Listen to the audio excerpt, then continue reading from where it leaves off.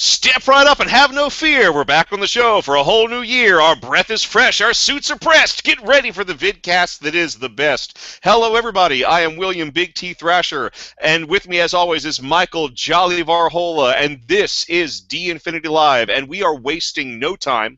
We are bringing you an all-new, all-live, not singing, not dancing episode here on January 1st in the year 2015. And we're also not slacking on the guests. We have two fantastic guests. We have co-author of the Wisdom from the Wasteland series and prolific blogger, Chris Van Deelen. Hey, Chris. How's it going? Oh, doing pretty well. And we also have, from the website, let's see, from the excuse me. I have some. You're doing so well until now. Party last night. We're all still recovering from various parties that we attended to the previous evening. But from Tabletop Gaming News, we have Enrico Nardini. What's up? A whole new year is what's up, and me flubbing my lines. I've already horribly flubbed my lines the first. I can tell you that the intro was magnificent. Oh, thank you. But well, that more than makes up for it. I've got some slack I can take now. No, but that's all your fuck-ups for the year, Will. So that's it, man. You used them up in the first 2 minutes of the year. No, that's great, though, because from this point on, it's all going to be pure gold, no exceptions. All right, tonight, because it is the new year, we decided to make our topic tonight new beginnings in tabletop gaming. This is everything from looking back and forward on our personal gaming careers, on our gaming hobby. We're going to talk about what we have planned for next year as both fans and creators in this wonderful industry. But before we do that, we've got a couple of things to go over. First and foremost, on our website, d-infinity.net. Despite the fact that we just made it through several intense holidays, we have had lots and lots of new content. Friend of the show, friend of the show, Clint Staples, has posted his new RuneQuest article, and it's a list. It's a full list of 100 random items that one might be able to find in a marketplace. If I might be able to toot my own horn, I've posted stats for an alchemical ooze called the Quicksilver Ooze, an ooze that takes the form of living mercury. And actually, Chris, you've got a blog post up recently: Korra's Big Bang, V-War Distinction, Parade, and Battle of the Five Armies. What can you tell us about your blog post? Basically, I didn't really do all that much last week because I'm fighting something pretty unpleasant. So I spent a lot of time reading comics and watching TV and stuff like that. And essentially, it was basically just one big review. Like, it was my take on the last episode of Season 4 of Korra, The Legend of Korra. Then Jonathan Mayberry's comic series V-Wars, and how I disliked last season's Big Bang Theory. Miniseries called Extinction Parade by Max Brooks, comic book series, which I thought was, well, kind of crappy, to be honest with you, so I'm really hoping his next series is a little bit better. That's basically all it was just basically very small reviews, and of course the fact that I loved Battle of the Five Armies, where quite a few of my friends compared it to like watching a D&D session on the big screen, or they were bitching and moaning about it. But you know what? It was fantasy. It had lots of cool fights. That's all I wanted to see. I was happy. So and what's wrong with a D&D session? I mean, that sounds like a borderline anti-D&D comment anyway. So that's obviously not actually. Oh, I totally agree. I'm not going to mention who the person is. It's not like he even watches these podcasts. But a friend of mine, well, I don't think he's really ever role-played in his life, because he actually said that when he went to the theater, he thought that they should be handing out D10s to everybody that walked in the door. Well, if it's a D&D session, they should be handing out D20s, like I said in my blog, but, yeah, whatever. Everybody's entitled to his opinion. I would say this, at least he didn't compare it to at least he didn't make a comparison between it and the actual D&D movie. Probably because that's a truly awful film. Yeah. That's a pretty awful film. So, well, that was pretty much all on the show, by the way, Rico. Sorry? Say it again, Mike? I said we've discussed that movie on this show. That terrible movie has been brought up a number of times in the context of terrible movies that have something to do with gaming. The sequels have some redeeming value, but the original is just god awful. Yeah. Yeah, come on. Blue lipstick? Really? Can't you do better than that? The funny thing is I can't remember the actor's name off the top of my head right now, but I actually do like him. He's just in some absolutely horrible movies.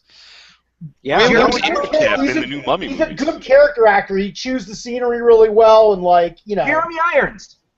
It's not Jeremy Irons. No, it wasn't Jeremy Irons.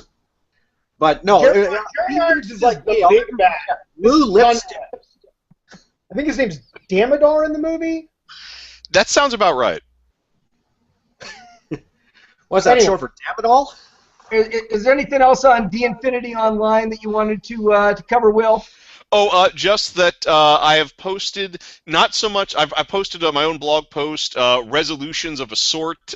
They're not quite resolutions, not quite goals that I'm going to be working towards in the next year, which will have some impact on the show and on the d-infinity.net website. And it's just what was on my mind at the new year. I thought I'd share it with our audience.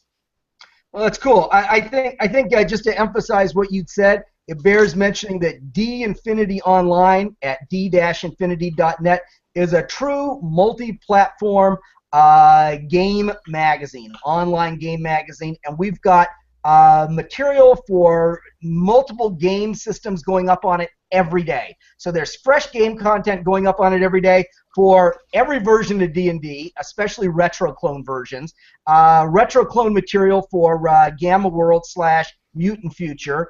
RuneQuest material, Bash material. So there's just a ton of good stuff going up there continuously, along with a lot of system non-specific stuff that people can use with any game. So people really should keep an eye on that because there's something new there every day. Well, speaking of games, Mike, what's the news from our co-publisher Skirmisher? Well, Skirmisher has continued to plug right along through the end of last year. We had more than 30 new releases in 2014. So I think that is pretty good. We are going to shoot for 50 releases in 2015. So we're going to try to do even better than what we did. But of course, that's that's the whole point of the drill, right? To try to do better in the next year, not do worse. But we did 30 new releases in 2014. We're shooting for 50, one a week in 2015. So people should look for our new releases on Tuesdays.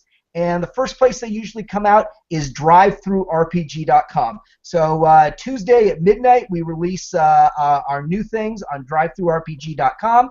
And then, of course, we'll discuss them on the show and announce them on our Facebook page for Skirmisher and D-Infinity. What we've got going on this very moment is a sale at Wargame Vault. WargameVault.com is a online vendor, retailer of war games. A bunch of our stuff that's appropriate to what they carry is available on their site. And they have selected, we haven't selected, but they have selected 34 items that they've put on sale at 25% off for the next 4 days until the evening of the 5th. So people should go to Wargame Vault and check out the 34 things that we've got on sale for 25% off.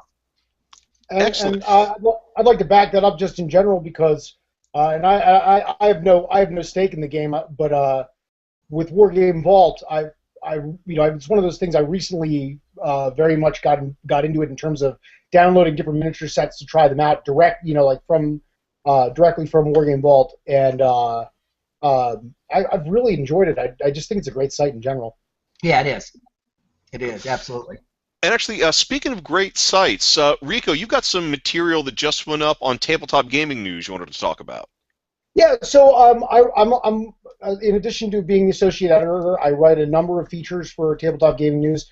So if you see, aside from just general reviews, I also do a series called Review and Paint, and Review and Paint is a series of, it's exactly what it sounds like. It's a figure review that includes a painting guide for that specific figure.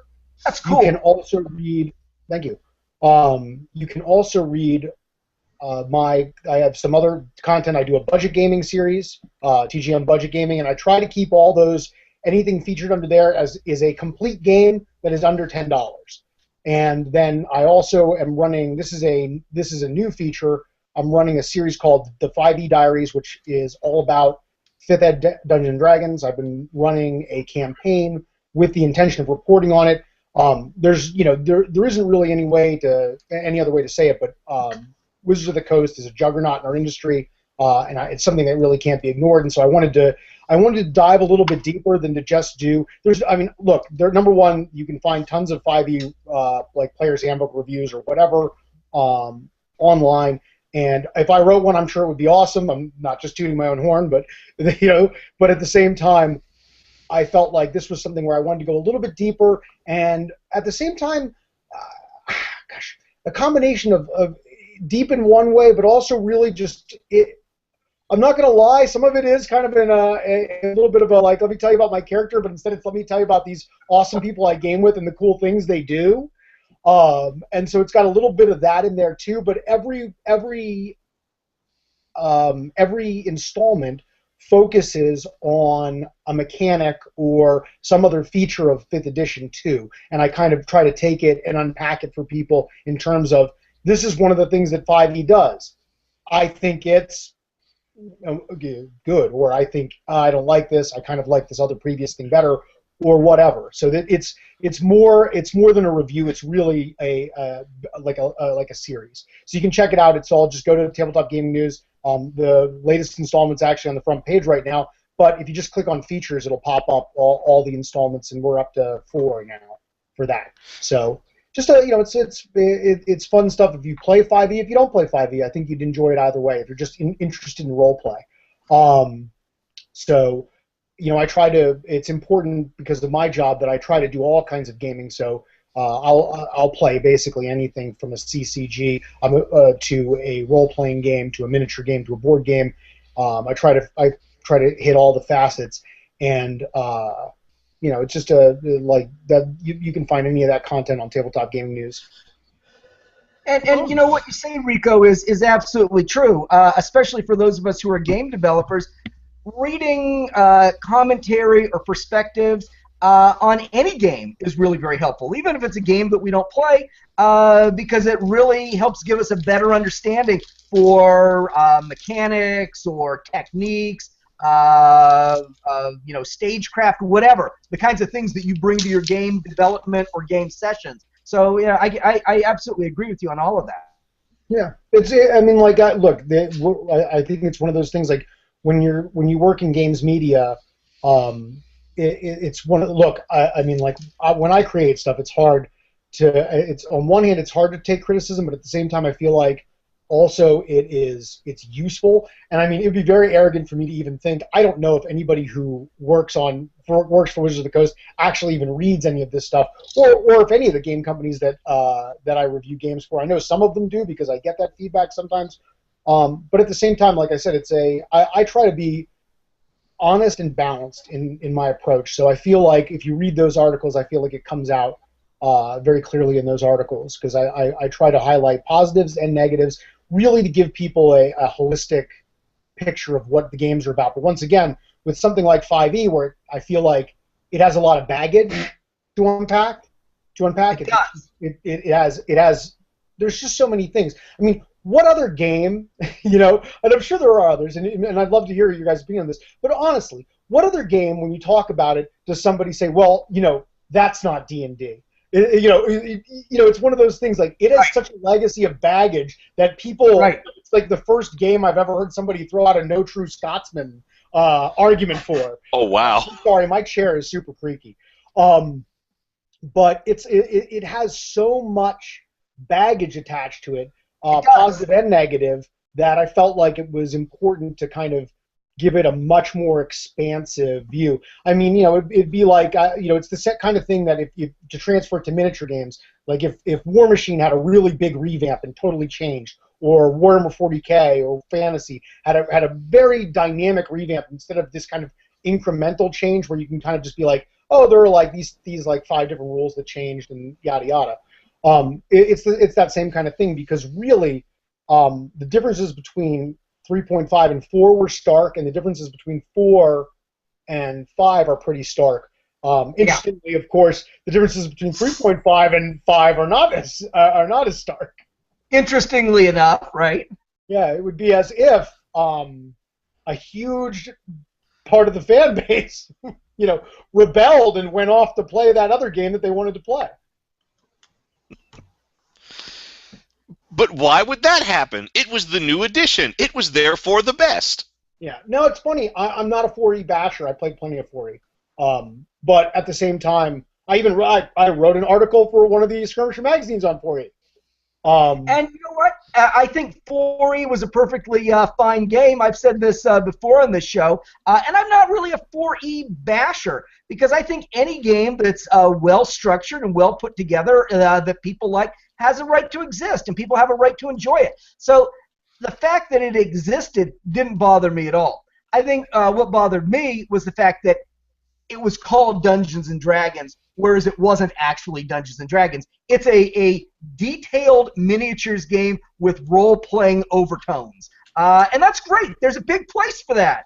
But calling it Dungeons and Dragons is, I think, where they cross the line. So yeah, I mean, and that is that's the argument that I've been talking that I talk about all the time when I have these discussions about that specific game. Like I said, it's one of those things where especially for a long-term player, I think for a long-time player, it's one of those things where I guess it's just it's like when Metallica cut their hair. I mean, it's one of those things where there's just an immediate visceral reaction to radical change. I'll be honest with you, and I'm not saying the argument isn't valid, Mike. I don't agree with it. Right, sure. But I also think it's perfectly acceptable and is the way that the gaming market actually works for people who are like, this is not D&D to me, to walk away.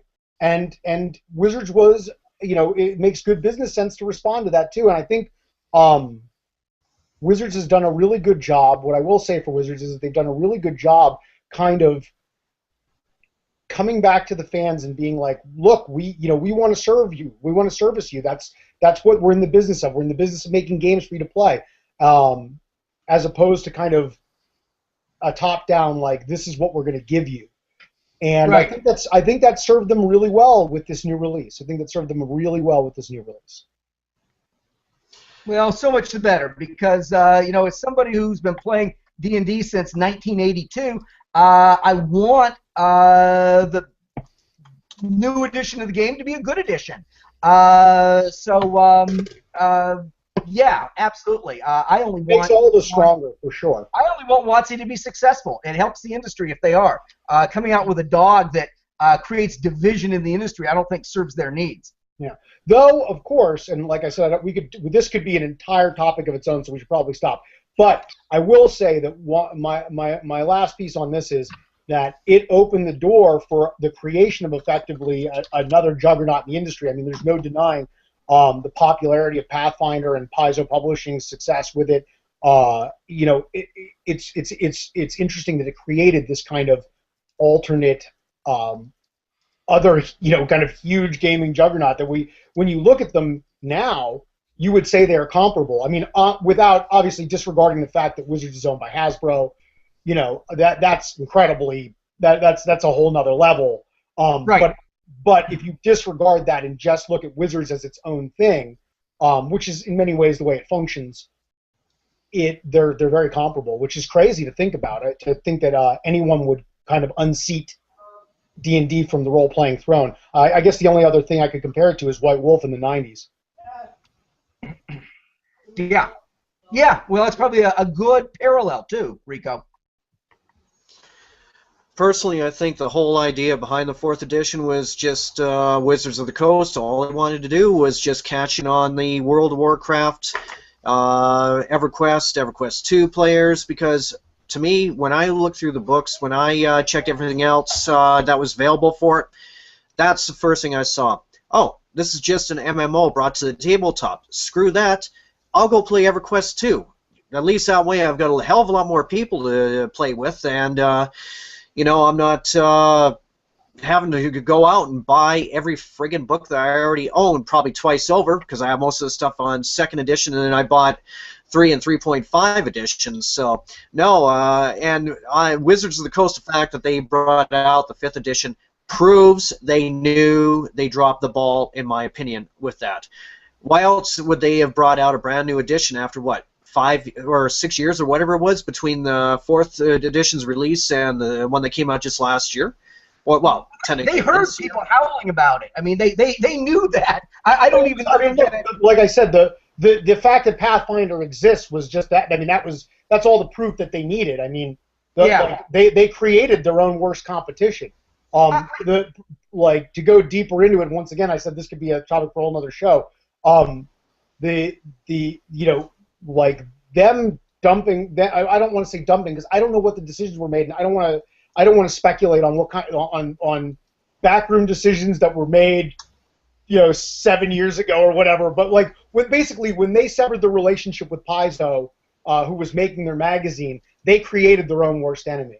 But in the end, I think it's going to make the industry stronger, and I think we're seeing that. And that's the thing, because instead of D&D 4th edition coming out and kind of some people, splitting the fan base effectively, some people liking it, some people not liking it.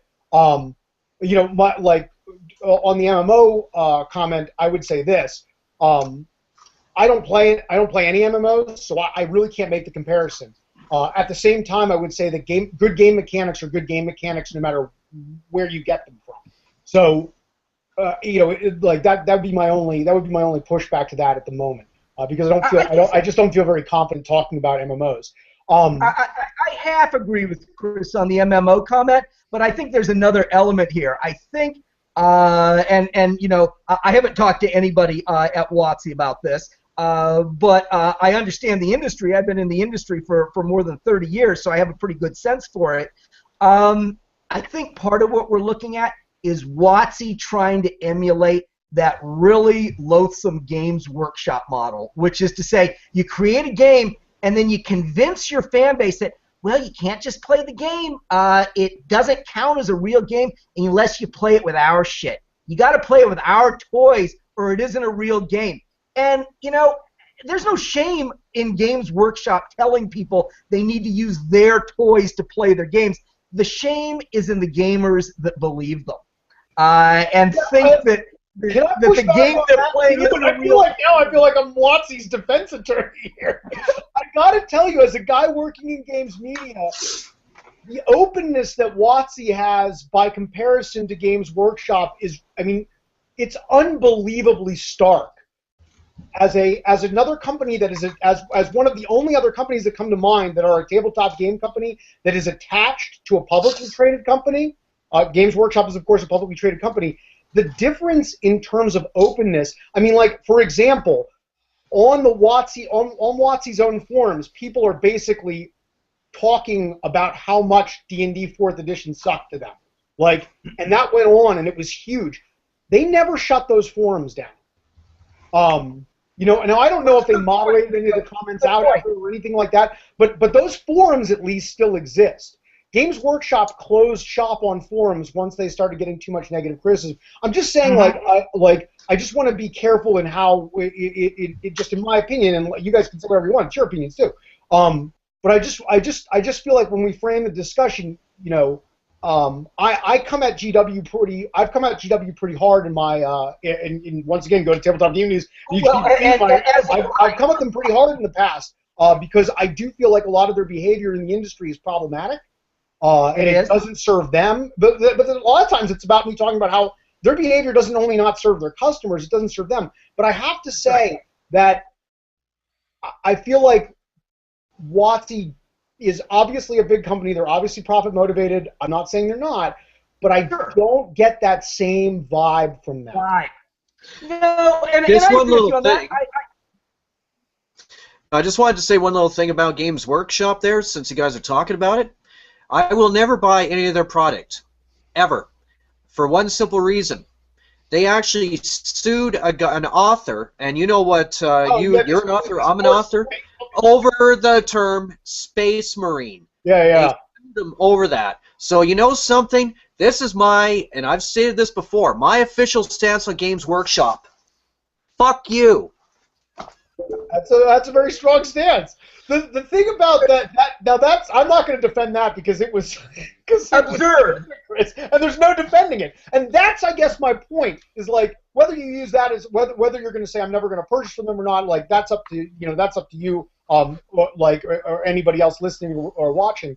And I mean, like, part of my job is to review their products, so I certainly do purchase them on occasion. And I play their games. Their games are fine for what they are. I like and dislike aspects of them.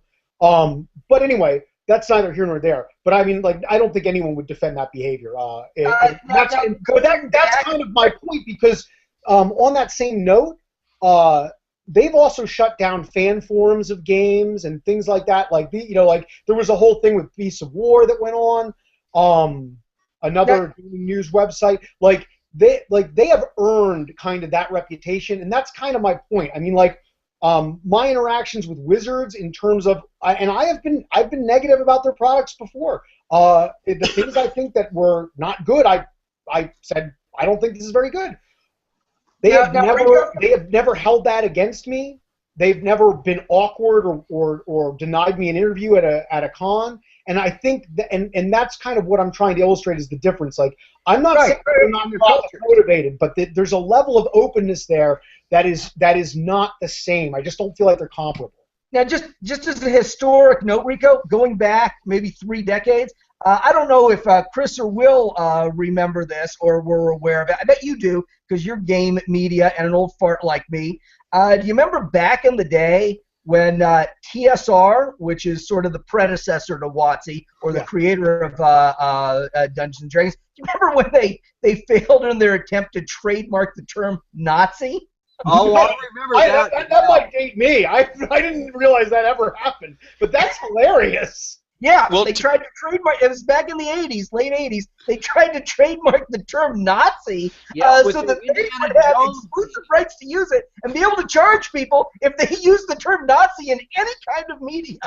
Like that's kind of, it's hilarious on so many levels because do you know what like maybe the one trademark I would not want to own? That. Right. It's like, I mean, what are you going to do with it? It's just like, come on. I mean, I guess, don't get me wrong. I mean, they're the perfect antagonist, whether you're running, like a comic book game or like a Call of Cthulhu game. I mean, think about how many Call of Cthulhu games are now set in World War II. Like, exactly. The interwar era where you've got like Nazis or proto-Nazis even before World War II. So exactly. Yeah, in a way, I get it, though I have to say, like, just there's a certain silliness to the entire idea. There is. Like, of all the things you want to own, like, have any association with in general, it just seems kind of aberrant. We're 1 day into the new year, and you learn something cool and funny and historical related to the game industry. So, TSR, unfortunately for them, they bungled a lot of things. So, and I did get to see a lot of that because it happened. Most of it tended to happen towards the tail end of that company. Right. Well, that's right. But they also did a lot of things right. They had a good run. Yeah, although inspired by all this, I have added to the slate of upcoming shows a show devoted to industry bungles and what the fuck moments in the gaming industry. I really need to be invited to that one because I have a lot to say. And then, which is horrible because, like, in a way, I'm like, I just have a lot to say because I think it's funny. I want to point that out. Like, I'm not trying to rag on anybody in the industry. Like, I just think these things are funny. Because it's in retrospect they are. I'm sure at the time they're horrible. And I am sure that at some point, and I've made little mistakes. Luckily, not any knock on wood, really big ones.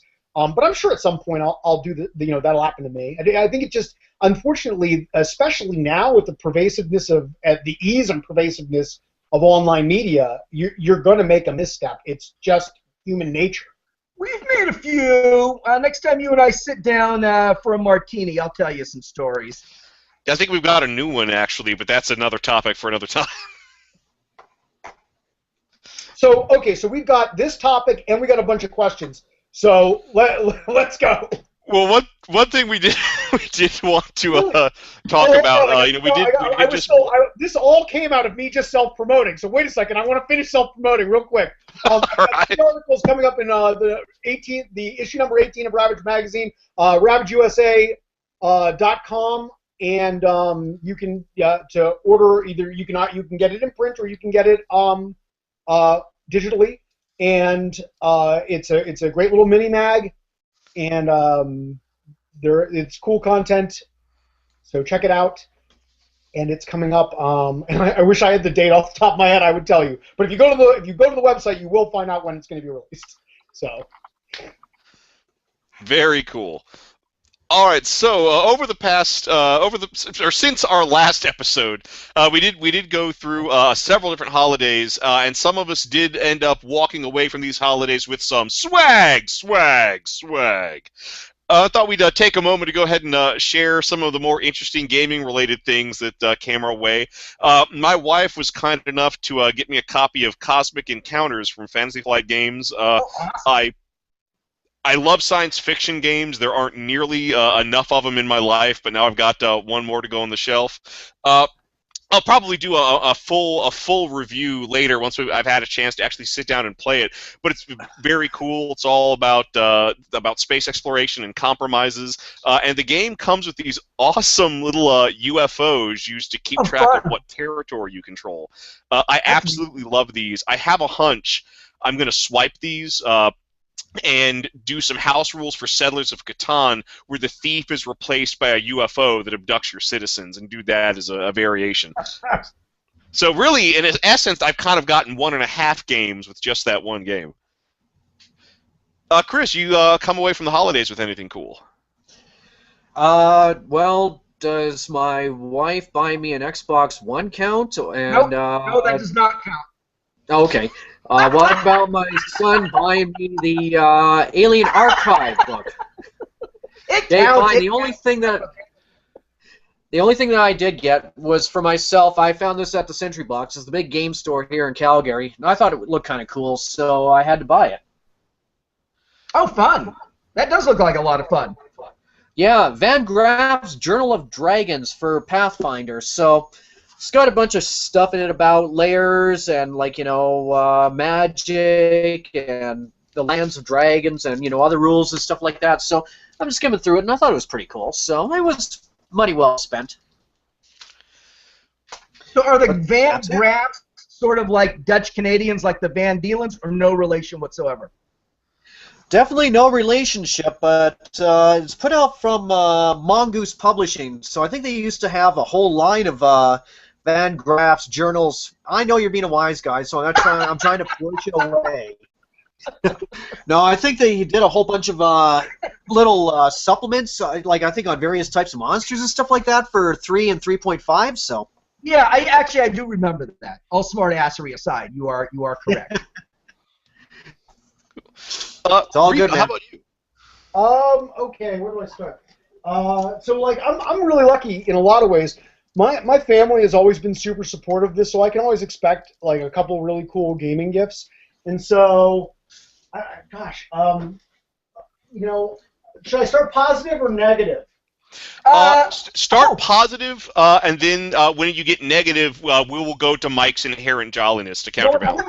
I'm gonna go positive, negative, but I'm positive. We call it the sandwich method, where you put the negative in the middle so it's not as memorable. So my first positive is my wife ordered me the Pinups of Death, Kingdom Death miniature box. It's a if those of you familiar, Kingdom Death is a they had like a giant Kickstarter, one of the first really huge board game miniature game Kickstarters. They did, I want to say they did 2 mil, and they make these boutique quality, really awesome but strange fantasy miniatures. And so these are super well sculpted. They're pinup versions of a lot of their characters for their game. And it's just really cool. It comes with it has all the sprues are really well cast from what I can see. Probably going to do a review of it. And it comes with a little envelope that has all the different concept art. So it's just a nice little package. It's beautiful. if you're a miniature painter, if you really like high quality miniatures to paint, and I mean, like, compared to the people that I work with, I'm not going to do these any justice, but I'm pretty good. I'm not too bad with the brush. I can give you a good quality job. But these things are top tier, and I'm really excited to dive in and give it a shot.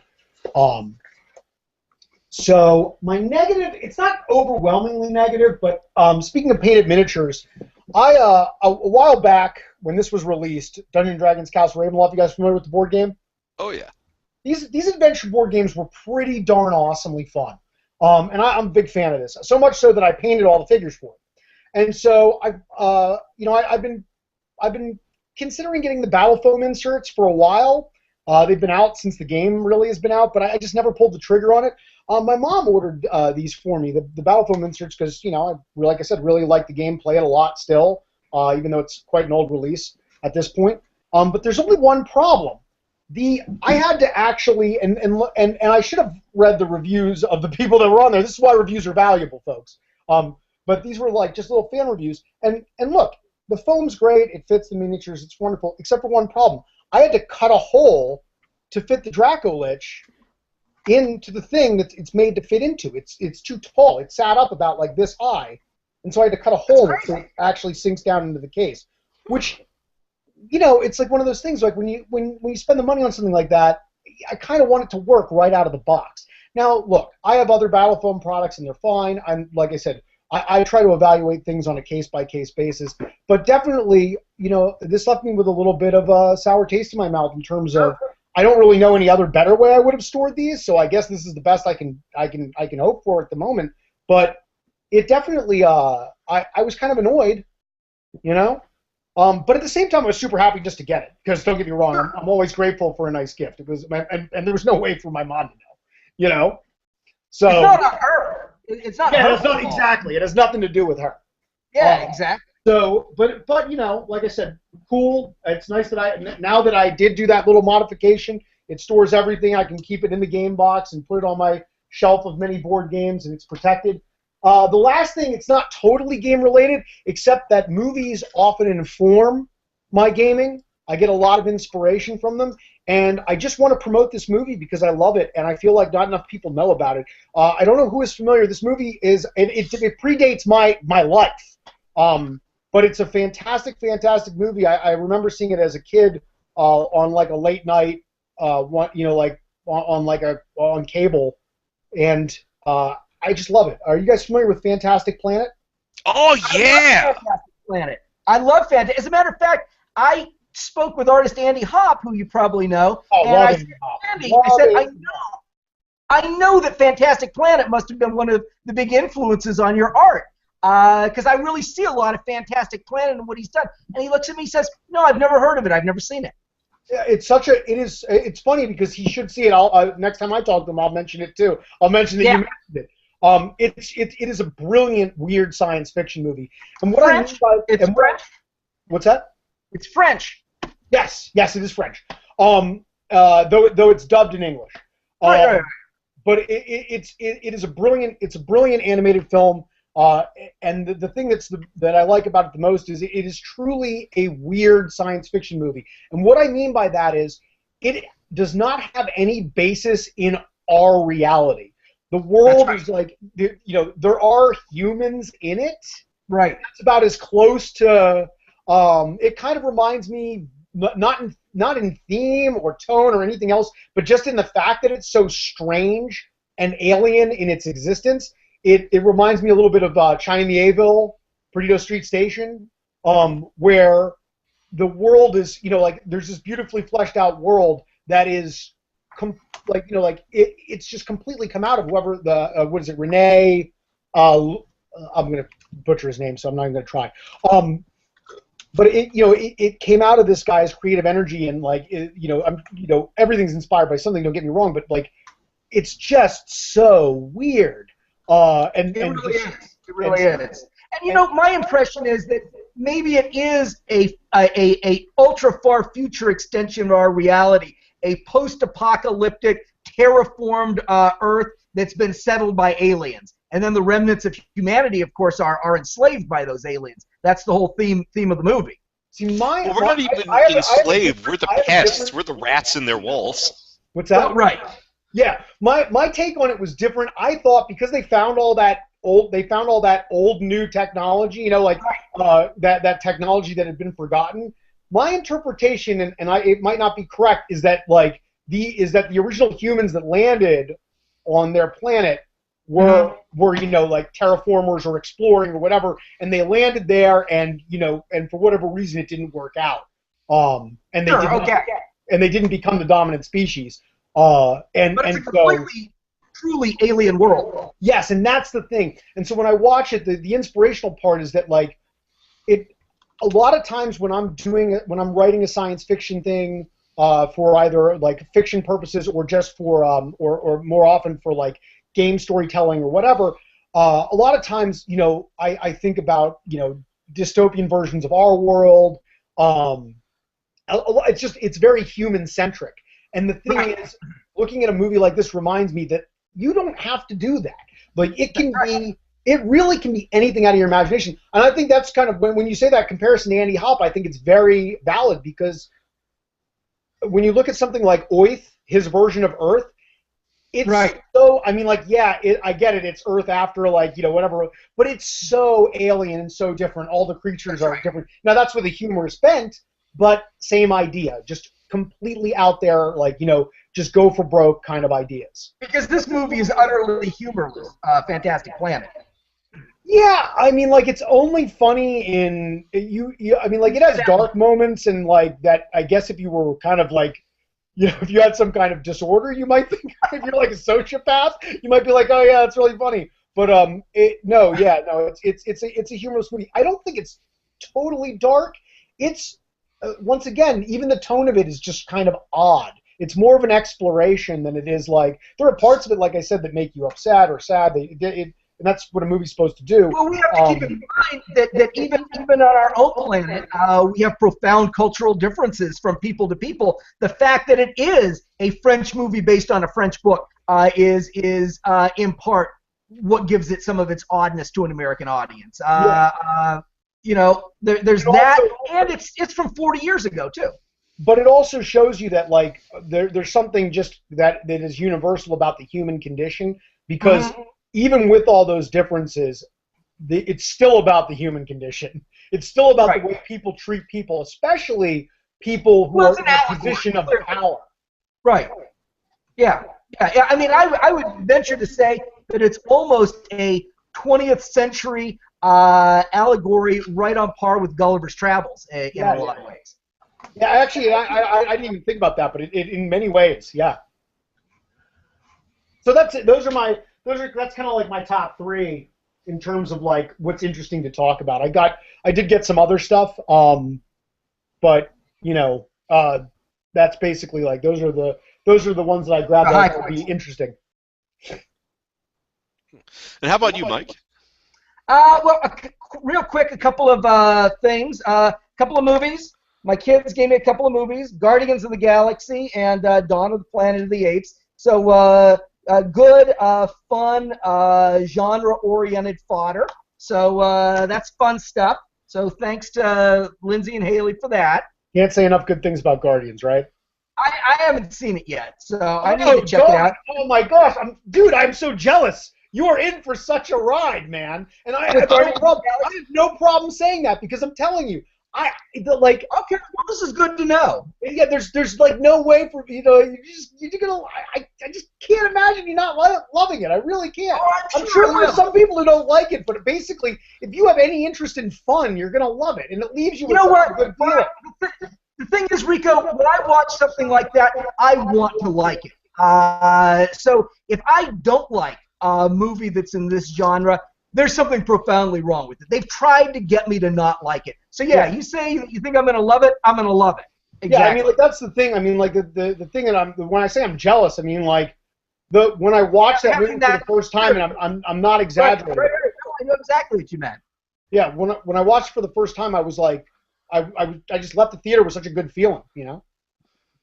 So other fairly minor little gift. I don't mean to diminish it by saying it's minor, but I've got one big thing that I want to talk about. I think our own Clint Staples has mentioned this book. This is a genre and era that he's interested in. But this is Bernard Cornwell about the Saxon invasions of England. So that's in the Dark Ages, Beowulf era. And anyone who's read Bernard Cornwell before might have read his Napoleonic era books. He's got some Napoleonic era adventure books. I'm looking forward to this. This will be a lot of fun. And then the last thing, and Will, if you could bring up the picture that we've had lingering there Oh, absolutely. of our screen. That is a model of a castle, and we can only get a so-so view of it here. But this is pretty darn big. It's on a 3-foot by 4-foot board, and if you look on the battlements, you can see 28mm miniatures on the battlements, and that will give you a bit of an idea of how big this thing is.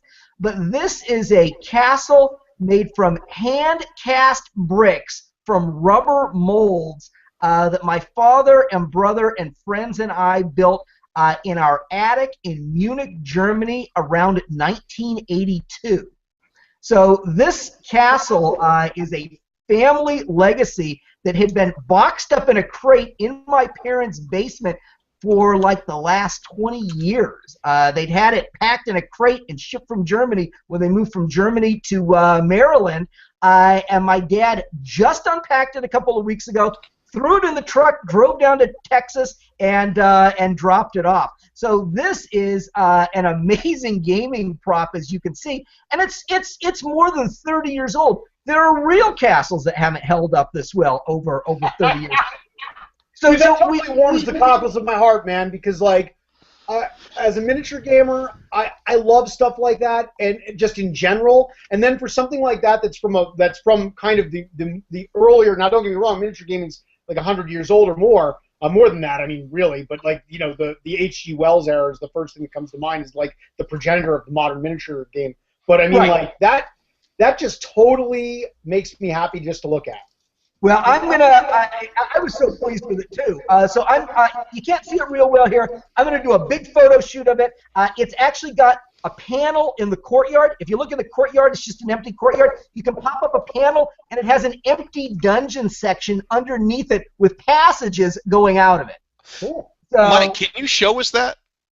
I don't know. I've got my laptop on it. Let me grab the laptop and see if I can show a few details of it. Yeah, Mike, I've got it set up, so we'll see everything from the laptop's point of view. There, how's that? Can we get a good view of it like that? Sort of. It's a little shaky, but we can see the courtyard. I'll try not to shake it as much. Is that better? Oh, that's lovely. Yeah, but that bin next to it kind of gives you a sense of the scale. And hold on. Well, your arm definitely does. And I just, yeah, right. And I just pulled that panel out of the courtyard, so you can look down into the dungeon there, and you can actually see a cave there, a tunnel rather, and it leads out through a cave on the backside of the castle. Cool. Oh, that is nice. It's a lot of fun. It's a fun model, and suffice it to say, we're going to be using this as a prop in our ongoing Skirmisher Publishing official games. So, see, there's a little gate on the side, a little sally port for troops to come out. So fun stuff. So anyway, I wanted to show that off and share it for our audience. And I will actually do a feature on that at D-Infinity Online for people to check out. All right. Well, gentlemen, we have spent a lot of time looking back. Well, let's look forward. What are we looking forward to in gaming in the next year, Chris? I'm currently working on a massive set of magical items and equipment for monks, which are going to be compatible with Labyrinth Legend. So I'm about halfway through that article right now, and if it wasn't for that bout of illness, I would have been finished by now.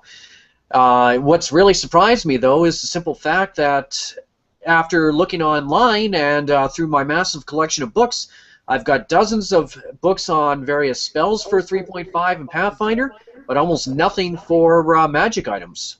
which is really weird. So I figured, what the hell, this would be a great thing, especially with tying in to my book Dark Inheritance, a sequel, Familiar Bonds, and all those short stories I wrote. So that's what I've been working on. And is there? Can you drop any hints on any future topics from Wisdom from the Wasteland?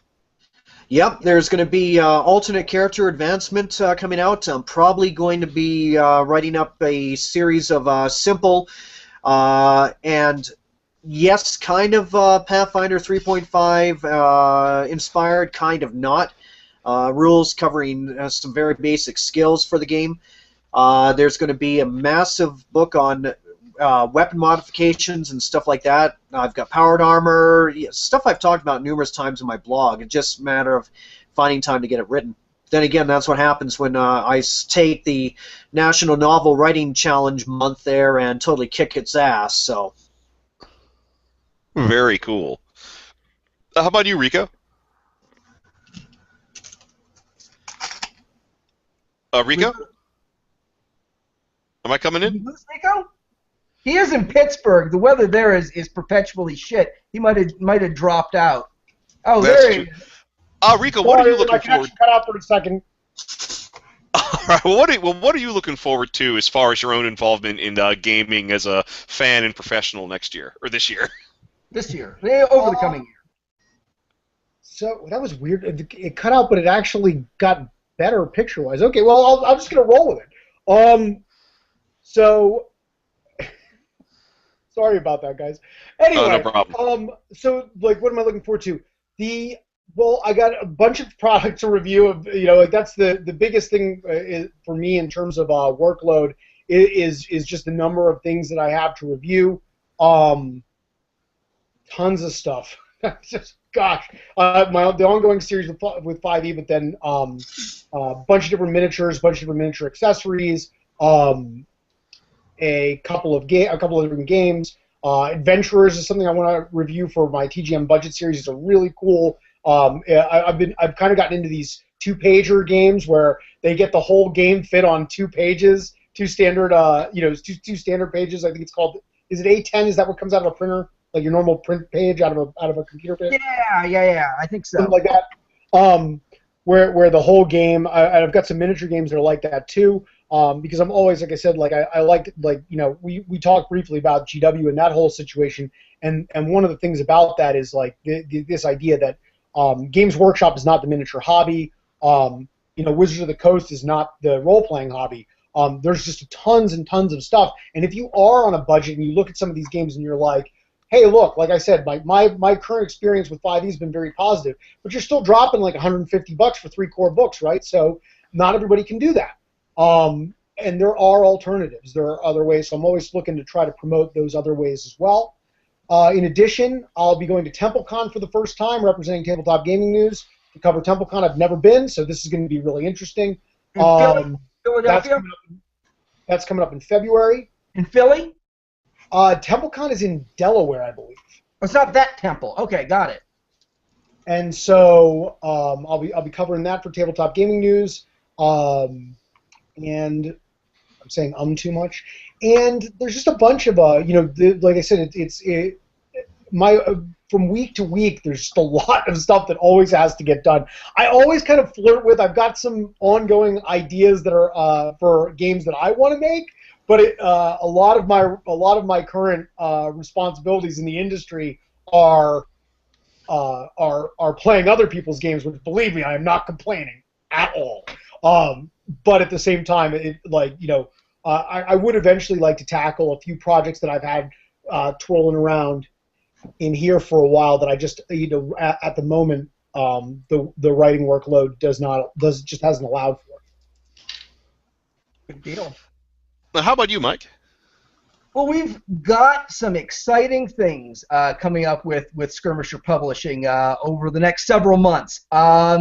We are, as of yesterday, in production with D-Infinity Volume number 7, Festivals and Holidays. That is the theme of it. And the 2 articles I'm working with right now are actually ones that you wrote, Will.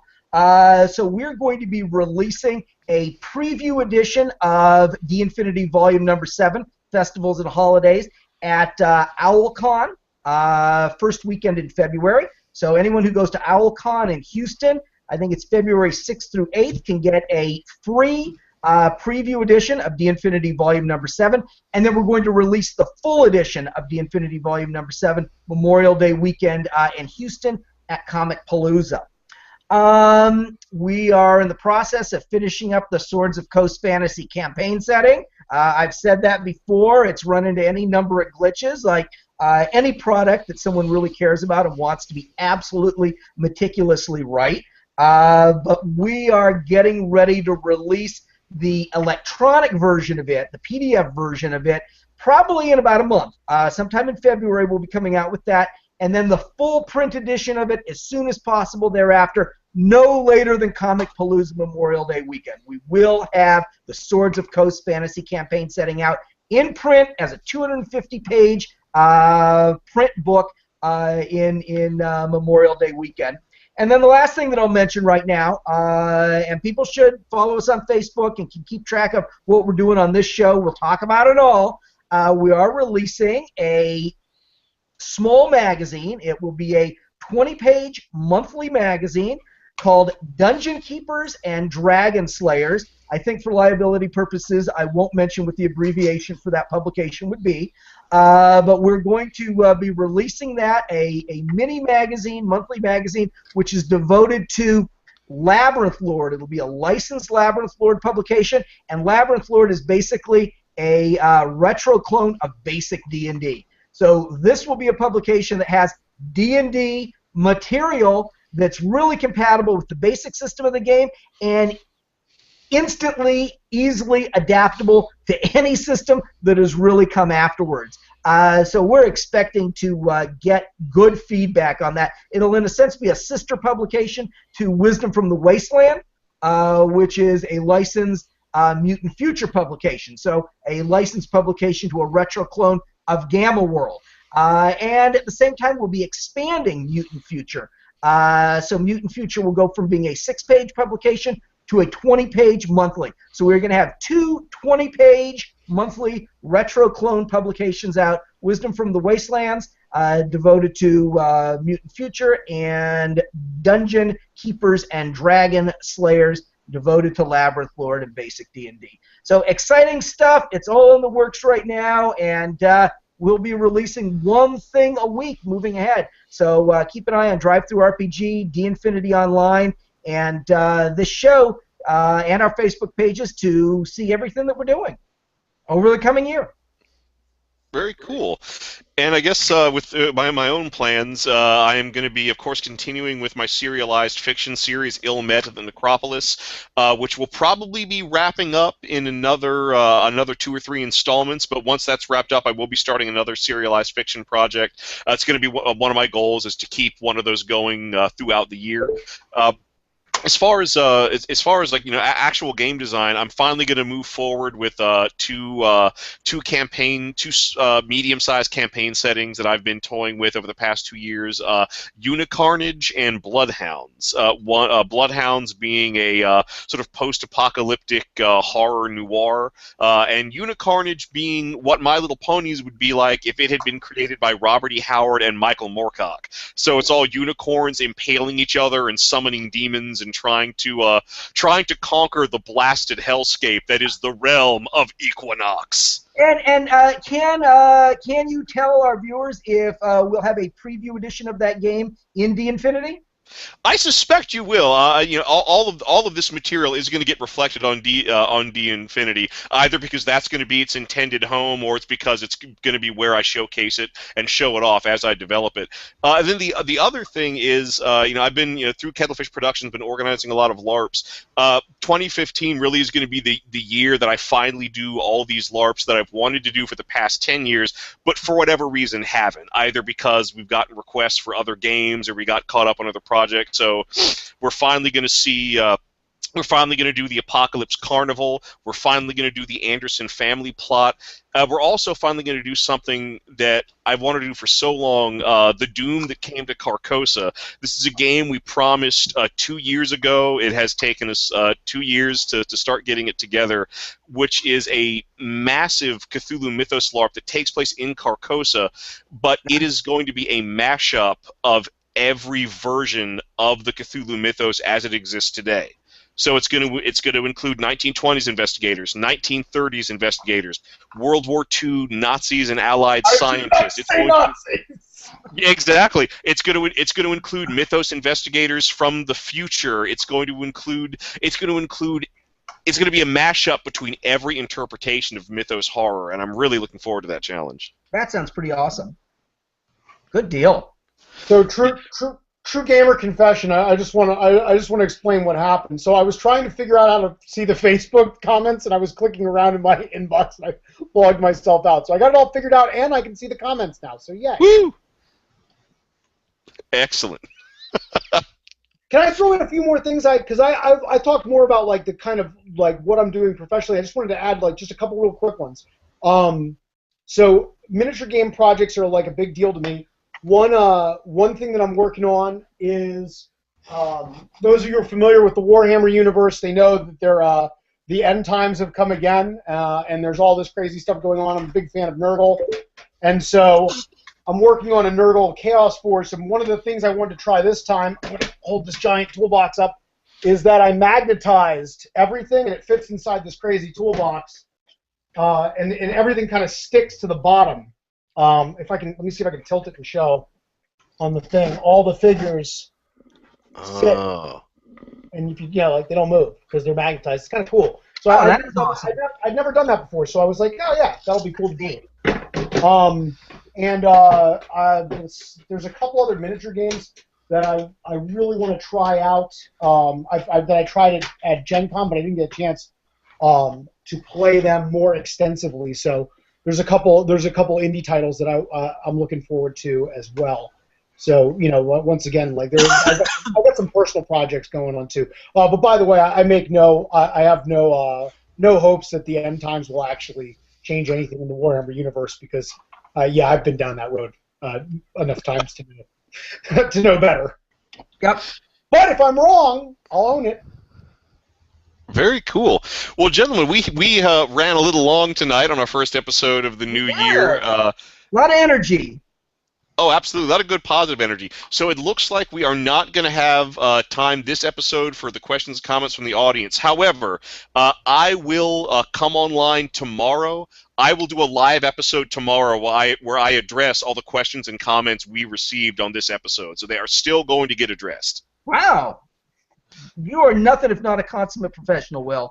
I am starting out this year as a dynamo, and I am just going to keep ramping up the RPMs. And I actually did not get a hate-filled rant in. Should I come online sometime tomorrow and just do a hate-filled rant that people can watch? Sure, yeah, we can make that part of the show. I'll contact you when I'm getting ready to do the recording. If you want to jump in and do a rant, we'll have you on. Good deal. All right, so with that in mind, I guess we'll go ahead and jump into our final thoughts. Chris, what are your final thoughts for the show?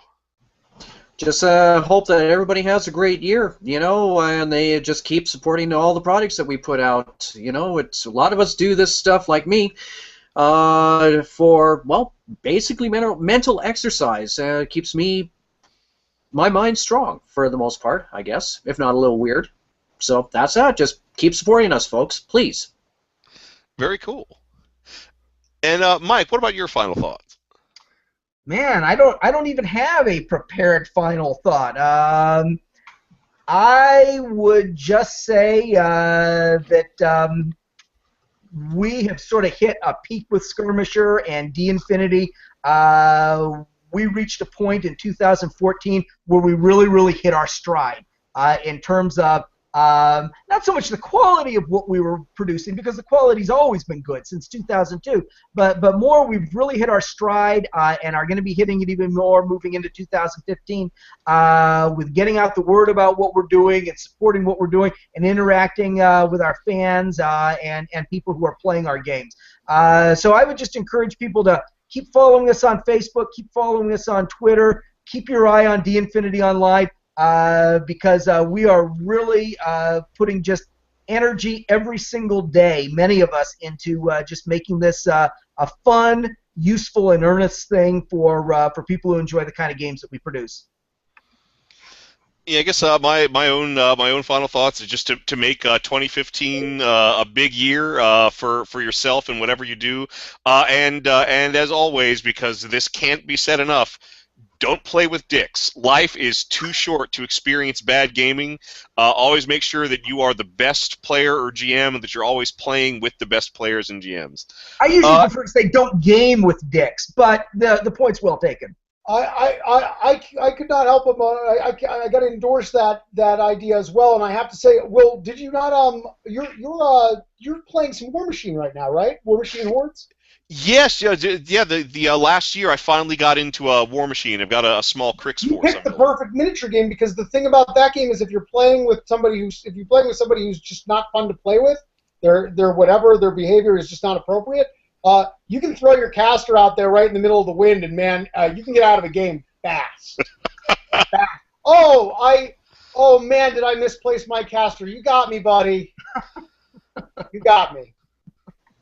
Good point. You're playing the perfect game for that. Well, what are your own final thoughts, Rico? I can go on. I'm really long-winded. So I guess I have my own. I used to tweet through Play Unplugged, but I have my own personal Twitter account, Enrico _on_games, and I want people to follow me on that because Will Wheaton's got like 1 billion followers, and I'm so jealous. I follow you on it. Brand new, and also he is the messiah of gaming. And I mean, like, I aspire to at least be like a cardinal, maybe.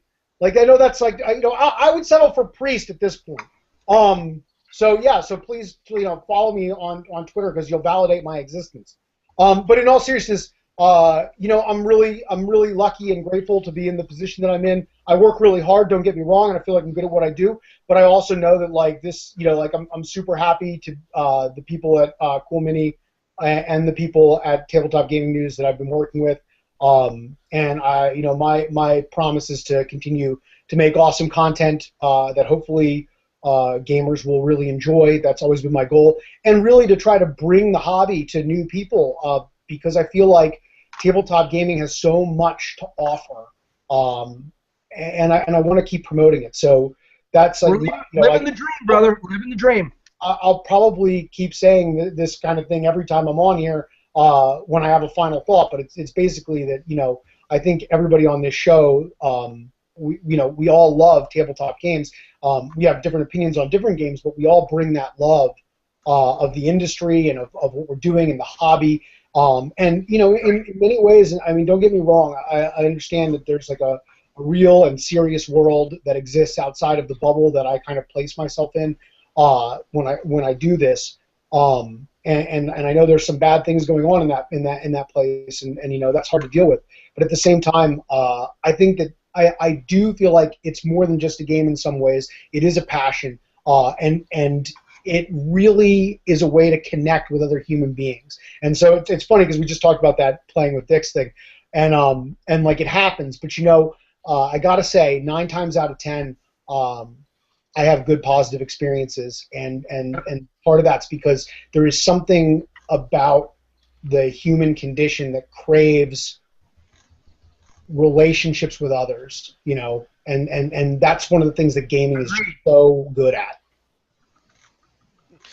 Oh, and a shout out to friend of the show, Heath. One, because we tried to get him on the show tonight, and unfortunately it just wasn't in the cards. And two, he did shamelessly plug something I should have shamelessly plugged, which is my Patreon page. I'm on Patreon now under Willie T. I'm going to use those funds to support additional video content, more independent LARP development, so check that out if you are so inclined.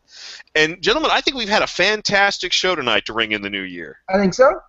Guys, thank you so much for having me. Always good. It's great having you on. It's great having Chris on. Thanks, guys. All right. Well, so for myself, William Big T Thrasher, for Michael Jolly Varhola, for Enrico Nardini, and for Chris Van Deelen, this has been D Infinity Live, and we will see all of you next week.